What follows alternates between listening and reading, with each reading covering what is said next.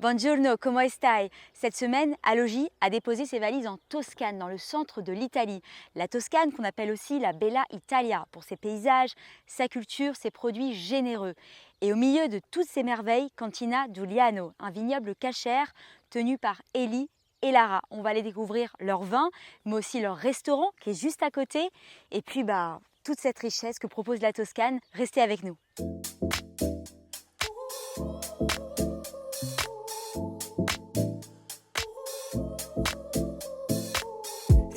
You sound so musical. In the club you scream. God like gaze, you're so beautiful, but you're not for me. I can't sleep lately. I'm just trying to find peace. Classic melodies. I just wanna be free. I'm sorry, darling, I can't breathe. There's no room for us. There's no room for us.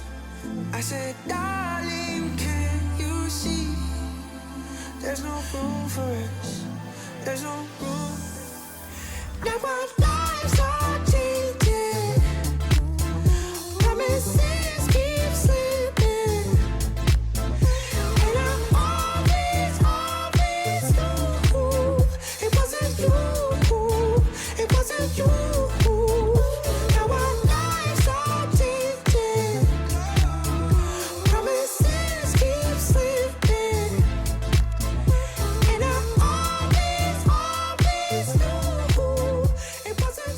1h30 de vol pour arriver ici dans ce paradis en Toscane. Je suis avec Ellie Gauthier, qui habite ici une bonne partie de l'année. Exactement. Ellie, comment ça va? Super, sympa de vous voir. Merci d'être venu jusqu'à chez moi. Ouais, merci de nous avoir invités surtout ici. Donc pour situer, on est où exactement? Alors, on est ici entre Pise et Florence, dans un tout petit village de 500 habitants où a grandi ma femme en fait. Donc on est à Casciana Alta. Casciana Alta, où est Cantina Giuliano. C'est un restaurant et nous avons aussi une cave où on produit notre propre vin à un quart d'heure d'ici. Nous produisons notre vin ici avec tous les raisins qu'on récupère pour faire différents crus et différentes productions. On va aller voir le vignoble tout à l'heure, mais parle-moi un peu de toi, parce que j'ai pu voir que tu avais pas mal voyagé, tu venais pas d'ici. Comment ça se fait que tu aies eu cette volonté de venir ici? En fait, au début, j'ai fait des études d'œnologie en France et j'ai travaillé dans une cave en Alsace. Et par la suite, j'ai décidé que je voulais peut-être commencer mon propre projet. Et ma femme a grandi ici. Et je voyais qu'il n'y avait pas beaucoup de cachère en Toscane, très peu de vin cachère ici, alors qu'il y a des caves partout. Et le vin est très très bon. Et donc je me suis dit peut-être que je pouvais commencer quelque chose. Mon beau-père avait un garage qu'il n'utilisait pas vraiment. Donc j'ai retapé le garage de 35 mètres carrés comme ça. On a commencé à faire du vin dans le garage. Ça c'était en 2014. Et depuis, Baruch Hashem, ça a grandi. On fait de plus en plus de vin. Et petit à petit, les touristes ont vu que je faisais du vin, ils voulaient goûter, après ils m'ont demandé à manger. C'est comme ça qu'on a ouvert le restaurant depuis 2017. Mais jamais je pensais que des touristes allaient venir jusqu'ici, aussi loin, pour passer leurs vacances avec moi. Alors là, on est juste derrière le chai, et là, tu nous as sorti toutes les bouteilles. Il y a une large gamme. Est-ce que tu peux nous dire un petit mot sur chacune d'elles? On commence en fait avec le Sweet V, qui est un vin légèrement pétillant avec 6% d'alcool sucré, fait avec le raisin local qui s'appelle le Vermentino, qui est en fait le même raisin qu'on va retrouver dans une version sec, donc ça veut dire qu'il n'y a pas de sucre, qui est un vin très aromatique, un vin blanc super pour l'été. Sangiovese, c'est le cépage le plus connu ici. Exactement, c'est le plus connu, et qu'on va retrouver dans notre Chianti. Donc le Chianti, c'est le vin rouge vraiment le plus connu d'Italie, le plus connu de Toscane. Ensuite, on va avoir un Merlot, qui est très estival, très fruité, très aromatique. Un vin blanc qui s'appelle le Vernaccia, qui est un vin blanc élevé en barrique, qui est très riche, très crémeux. Et ensuite, on va arriver dans la gamme de vins un peu plus haut de gamme, qui sont des assemblages élevés en barrique entre 14 et 18 mois, entre Sangiovese, Cabernet Sauvignon, Syrah et Cabernet Franc en général, pour arriver donc à notre haut de gamme qui est le Amado, qui est une bouteille qu'on fait avec nos meilleures parcelles. On en fait 1000, 1200 bouteilles, pas plus. Donc c'est vraiment le top du top. Combien tu produis de bouteilles chaque année en tout? J'ai commencé en 2014, on a fait 12 000 bouteilles de Chianti, première année. Ouais. Et depuis, maintenant, on est arrivé, donc en 10 ans, on a multiplié par 10, on est arrivé à 120 000 bouteilles cette année. Ellie, est-ce que tu peux nous donner un peu les prix? À peu près la Ouais. fourchette. On commence autour de 13-14 euros. Ici, on est autour de 25, comme ça. Et on arrive jusqu'en haut de gamme vers 60 euros en magasin à Paris. Tu sais, on dit souvent vin pas cher, le vin n'est pas bon. Qu'est-ce que tu as envie de répondre? Dans mon cas, le fait que ce soit ma cave à moi, donc il n'y a pas d'intermédiaire, ça veut dire que c'est moi qui fais le vin, et après moi je le vends à mon distributeur à Paris. On saute à l'intermédiaire par rapport au circuit normal dans le cachère. Donc, ce qui me permet d'avoir des vins à un très bon rapport qualité-prix. Ça fait économiser au client final énormément. Ça permet d'avoir des bonnes bouteilles, pas très chères. Après, c'est sûr que si vous comparez mon vin plutôt entrée de gamme avec mes meilleurs vins, c'est sûr qu'il y a une différence. C'est logique. Mais ça ne veut pas dire pour ça qu'un vin moins cher n'est pas buvable ou qu'il n'est pas agréable, qu'il ne peut pas être sympa pour un petit repas entre amis. Où est-ce qu'on peut trouver tes vins? Où Alors, en exactement? France, on trouve dans pas mal de supérettes indépendantes, Ouais. dans beaucoup de restaurants italiens, en fait, dans beaucoup de restaurants, pas seulement italiens d'ailleurs, à Paris, on va trouver tous mes vins. Évidemment, sur mon site, on peut les acheter. Et ensuite, sur Internet, on peut les commander directement chez mon distributeur, Wine Symphony, qui distribue partout en France. Une dernière question, Elie. Ces images qu'on voit là sur les bouteilles, moi, c'est la première fois que je vois ça. Il y a une histoire derrière ces photos. Ça, c'est le premier que j'ai fait. Ça, c'est une photo de mon beau-père qui allait faire un pique-nique avec son copain d'école. Là, c'est une photo du grand-père de ma femme. Ok. Ensuite, quand j'ai cherché d'autres bouteilles, d'autres photos de famille, je n'arrivais plus à trouver. Donc, j'ai trouvé des photos qui, d'après moi, décrivaient, qui étaient en rapport avec le style du vin et avec le paysage. Donc, j'ai essayé un petit peu de me raccrocher entre les images et puis ce qu'on a ici, la tradition italienne et le terroir vraiment d'ici. On va aller boire ton vin tout à l'heure. J'espère qu'on sera tous dans la Simra. On va aller voir les vignes maintenant? Allons-y. Allez, c'est parti. Super. Elie, pourquoi tu rigoles? Je sais pas, je vois que tu as peur de l'herbe, tu as peur des animaux, tout ça. On est à la campagne ici. On est au cœur de la Toscane. On est au cœur de la Toscane, on est au C'est- cœur des vignes toscanes. C'est des paysans. On est tout proche de mon village, là où j'ai le restaurant, tout proche de ma cave, où en fait je récupère une partie de mon raisin qui est du Sangiovese. Comme je disais, c'est un des raisins principaux en Toscane.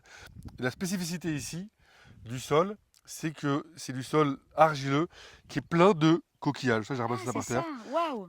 Et ces coquillages, en fait, vont amener beaucoup de finesse dans le vin. Pourquoi?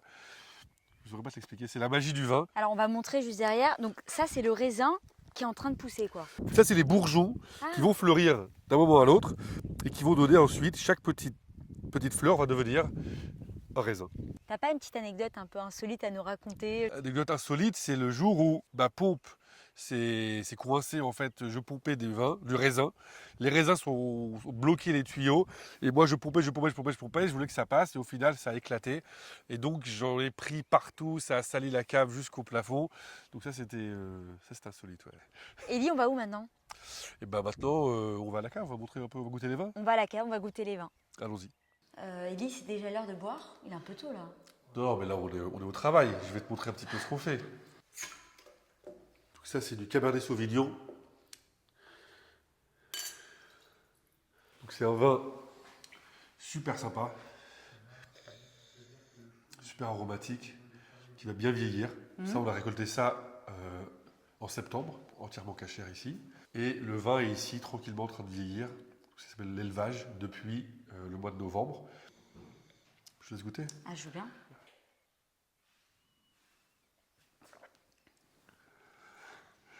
Je suis pas une experte, je saurais pas dire, mais il y a des notes un peu de fruits rouges. De fruits Est-ce rouges. que je me trompe? C'est exactement. C'est ça. Du fruit rouge, on sent un petit peu le côté du bois, un petit peu toasté, un petit peu épicé derrière. Il faut savoir que le vin, quand il est maintenant en train de vieillir, il n'est pas prêt à être en bouteille. Il faut attendre encore.